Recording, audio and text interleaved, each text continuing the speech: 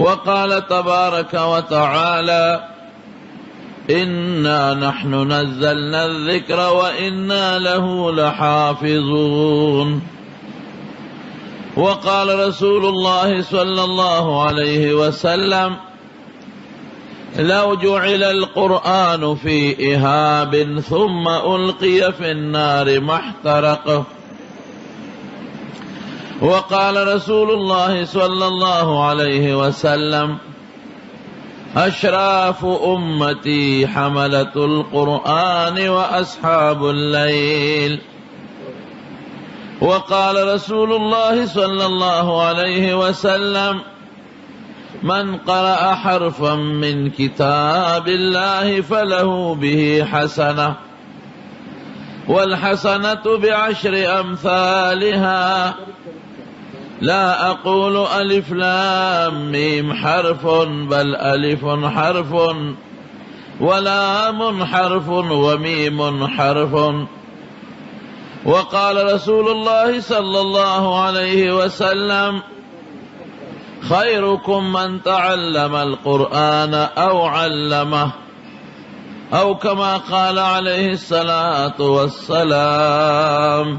درود شريف وائے اللهم صل وسلم على سيدنا ومولانا محمد وآله وصحبه أجمعين. جناب صدر مجلس و زما عزتمند مسلمانان رونو،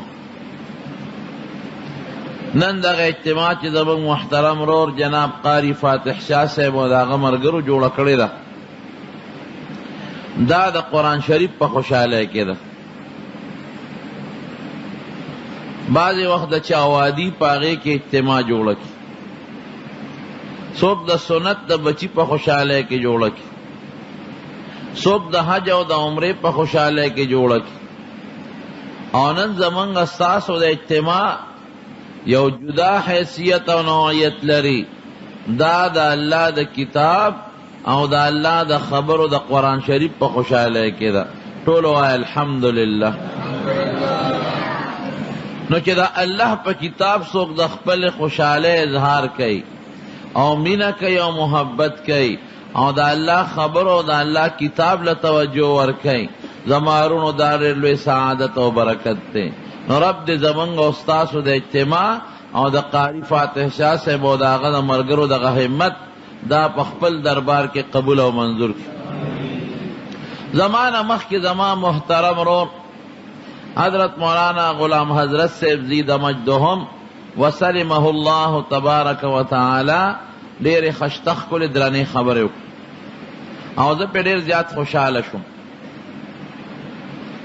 ولې چې دا زمونږ دپاره یو ذخیره او موږ په خپلو دوستانو باندې او خپلو ملګرو ډېر خوشحالېږو او دعاګانې ورته کوو. او دا خواهش هم لرم چې خدای پاک د دین کار ته والي، دا زمونږ دپاره او زمونږ د مشرانو دپاره لوی د خوشحالۍ خبرې. ناغي د موقع په مناسبت ډېرې ښکلې خبرې وکړې. زم د قرآن شریف متعلق تاسو ته یو څو ضروري خبرې کوم. رونو کو څوک درنه سوال وکړي چې قرآن شریف ته څه ضرورت دی.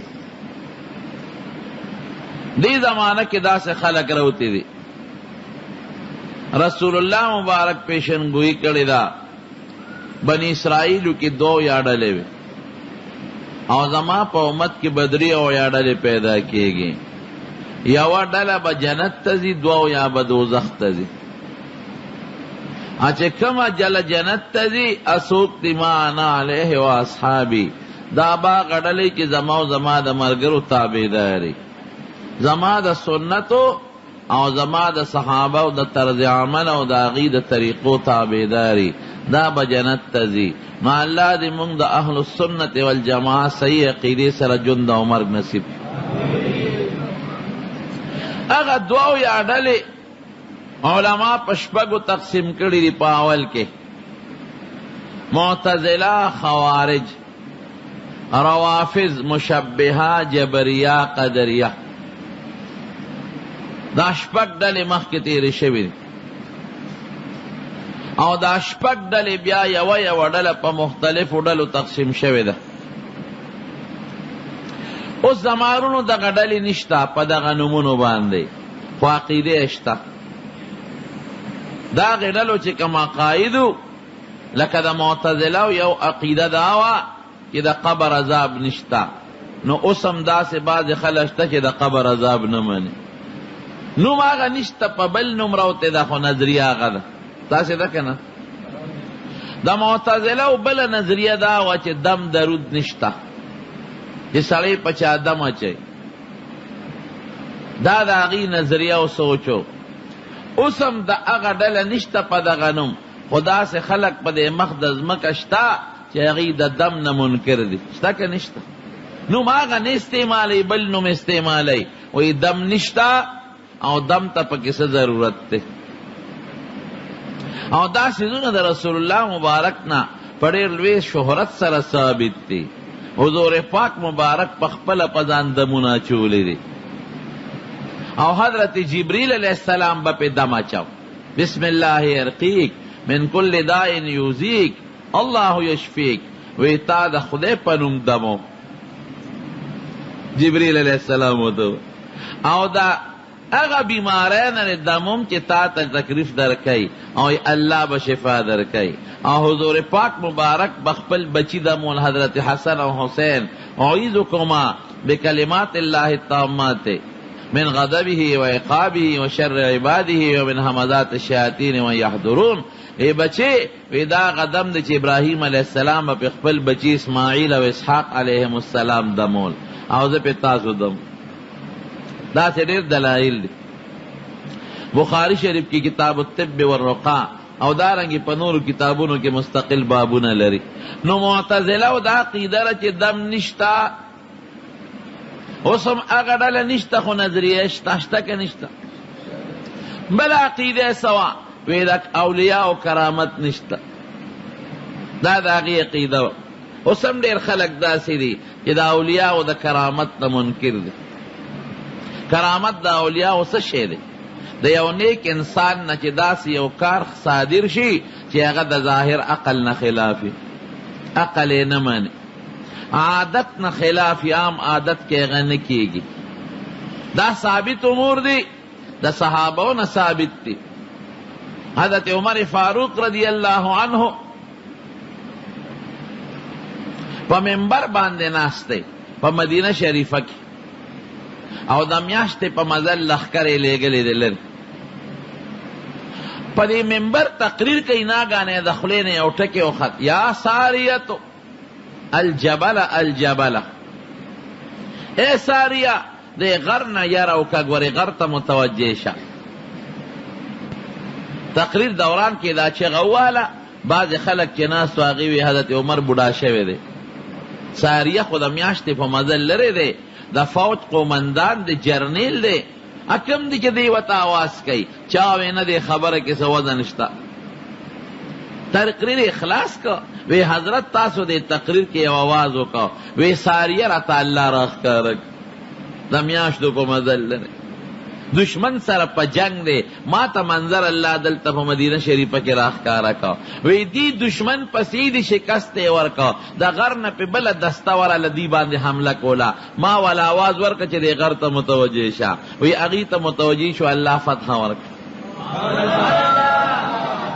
هغه ساریه چې څه موده پس راغی په مدینه شریفه کې ته چا تپوس وکړه، یاره په پلانکې ورځ څه واقع پېښه وه. وایي او مونږ خو خدای د لوی مصیبته بچ کړو، مونږ دشمن پسې و، دشمن مخکې مونږ ورپسې. وی دې کې مې یو آواز واورېد چې یا ساریتو الجبل الجبل، ساریه غر ته متوجه شه، غر نه یره وکړه. وی ما وی والله انه لصوت عمر، زما د قسم چې دا د عمر آواز. وی غر ته مې توجه وکړه، دشمن له مې شکست ورکړه. دا د حضرت عمر کرامت. دریای نیل براته دریای نیل. او د هغې خلکو دا نظریه وه چې یو جینۍ به یې ناوې کړه، ښکلې جینۍ به یې وکتله، او هغې ته به یې خشته کالي واچول او جامې، ا به یې ورغورځوله، دریاب به ښکته شو. د حضرت عمر فاروق رضی الله عنه زمانه کې هغه دریای نیل له اوچت شو. خلکو هغه خپل رسم کو جنې راواغشته میله جوړه شو، جنې جاړي. گورنر د مسلمانانو وی دا څه چل دی؟ وی دا سیب دریاب کال په کال راخیږي او چې کله راوخیږي نو دا نه غورځېږي. نو موږ دقسې خشته جنې وګورو، خشته جامې او ښکلی شکل، او هغه دې دریاب ته وغورځو. موږ وی د یو کس به مړ شي خو دا نور ټوله دنیا به بچ شي چې ور ویې غورځو دریاب ښکته شي. وی پام کوئ ګور داسې ونه کې ظلم نه کې جنې سره. حضرت عمر ته سوال جواب وکړ رضی الله عنه ته مدینه شریفې ته. هغه ولې یو پرچه ولیکله، ولې یې راوغورځو، وایي دا دې دریاب ته وغورځوه. پرچه کې یې لیکلي و دریاب سره خبرې کوي. دریاب سره چې څوک خبرې کوي خلک ورته وروغ وایي که لیونۍ به ورته وایي. دې زمانه کې ناپوهه خلک وایي دا لیونۍ دی. حضرت عمر رضی الله عنه دریاب ته خط لیکي، وایي ای دریابه زه د الله د رسول خلیفه یم او تم د الله په حکم چلیږي، نو که په خپله خوښه چلیږي چې څه دې خوښه یې کوه، او که د الله په حکم چلیږي زه د الله د رسول خلیفه یم، خط مې درولېږه، دا در غورځوم فوراً ښکته کېږه. خط یې چې سینګ ور وغورځو دریاب لاندې لار، تر ننه پورې د نیل دریاب بار نه اوچت شوی. دا د حضرت عمر کرامت او برکت.